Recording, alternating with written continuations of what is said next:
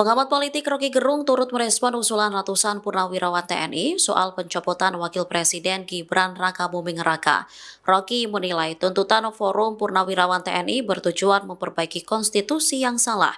Hal ini diduga berkaitan dengan perubahan aturan di Mahkamah Konstitusi saat Pilpres 2024. Gibran yang kurang cakap seolah dipaksa Presiden ke-7 Joko Widodo memimpin pemerintahan. Menurut analisisnya, para purnawirawan TNI ini khawatir Gibran akan menggantikan Prabowo Subianto sebagai presiden. Di sisi lain, Gibran dinilai tak kompeten menggantikan Prabowo. Ia lantas meyakini para purnawirawan ini telah memiliki perhitungan dalam menyampaikan tuntutannya. Apakah nantinya tuntutan ini akan direspon oleh Prabowo atau tidak? Sementara Presiden sendiri telah menyatakan sikap atau Download Tribun X sekarang, menghadirkan lokal menjadi Indonesia.